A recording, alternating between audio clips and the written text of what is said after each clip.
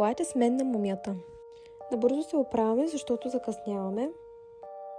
Неведнъж съм ви показвала как се гримирам, но започвам първо с коректора. Аз не използвам много грим, това е моят ежедневен грим. Преминаваме към гела за вежди. Първо сресвам веждите, после слагам сенки, след като изсъхне гела. Преминаваме към контура, като вече използвам под формата на стик и съм доста доволна.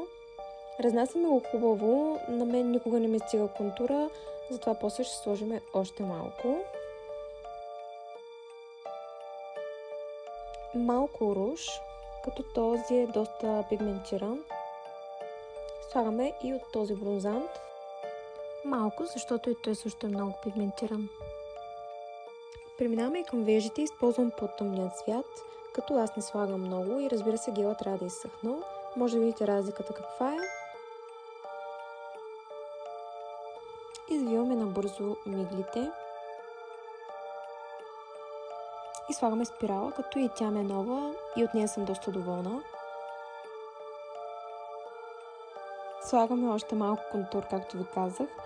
И започваме с обличането. Ще използвам най-обикновен зелен широк панталон, черна блузка и едно кожено якенце, тъй като вечерта е малко хладничко. Слагаме от сетинг спрея. Разбира се и парфюм. И ето така изглежда моят аутфит. Аз обичам винаги да ми е удобно. Забравих да ви покажа и чантата, която ще използваме. Обуваме се набързо, защото наистина закъсняваме. Ако знаех само какъв филм ме очаква...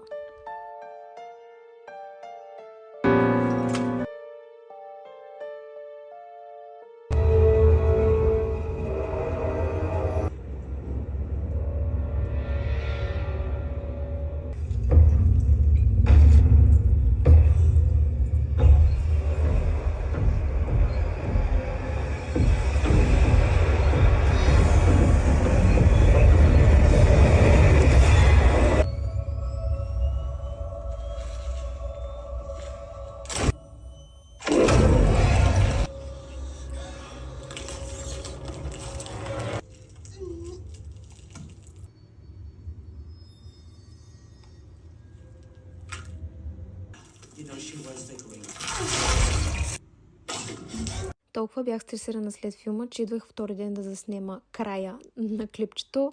Ако харесвате страшен филм,